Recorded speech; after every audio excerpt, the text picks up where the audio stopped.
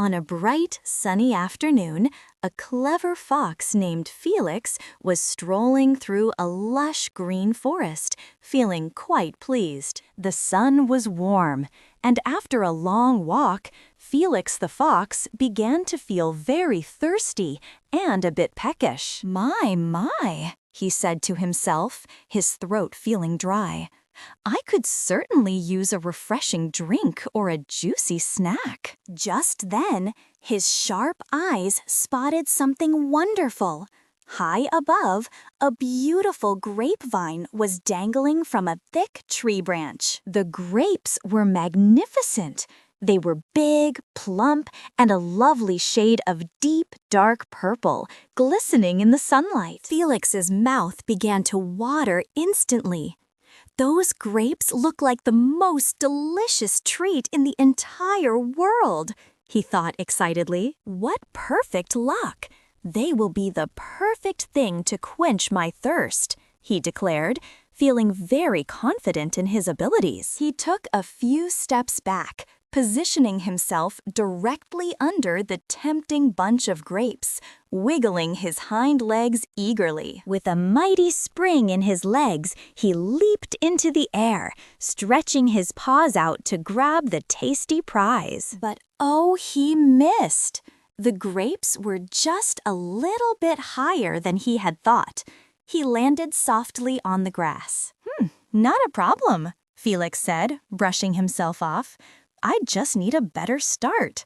He was not one to give up. He took a long running start this time, dashing towards the tree and leaping with all of his mighty fox strength. Whoosh! He flew through the air, higher this time, but still his paws just brushed the bottom leaves of the vine. He landed with a frustrated thud. A little growl escaped his throat. This was proving to be much harder than he expected. He jumped again and again. He leaped and bounced and twisted in the air, but the grapes remained untouched. Felix was getting very tired now. His legs ached and he was panting heavily, sweat beading on his furry brow. He stopped jumping and started to think.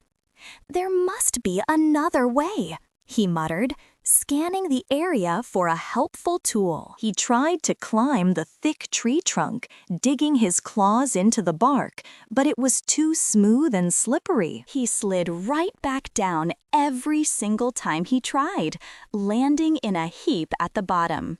His frustration was growing. Okay, this is it. One final gigantic leap, he announced to the quiet forest, gathering all his remaining energy for it. He shot upwards like a furry red rocket, his eyes wide with hope, reaching for those beautiful purple grapes. But it was no use. He fell short one last time and tumbled onto the ground, defeated. The grapes were simply too high. Felix lay there for a moment, then slowly got up, brushing the dirt and leaves from his once proud red coat. He looked up at the grapes one last time, but his expression had changed. It was no longer one of longing. He turned his nose up in the air and sniffed with disgust. He scoffed, trying to look important and unimpressed. Who would want those grapes anyway? He said aloud, his voice full of fake disdain. I'm sure they are sour. Yes, definitely sour, he convinced himself. I wouldn't eat them even if they were served to me on a golden plate. And so, with his head held high, Felix the fox strolled away from the vineyard, pretending he never wanted the grapes. But the grapes continued to hang in the sun, just as plump, purple, and sweet as they had been all along. And that brings us to the moral of our story. It is very easy to pretend you dislike something you cannot get. Just like the fox, sometimes people pretend that what they can't have isn't valuable, just to make themselves feel better. It's better to admit that we can't get something than to pretend we never wanted it in the first place. We hope you enjoyed this wonderful story about the fox and his grapes. We had so much fun sharing it with you. If you want to watch more fun and interesting stories like this one, please ask a grown-up to help you subscribe. Don't forget to hit the like button and join us again for our next adventure. Goodbye for now, and stay curious.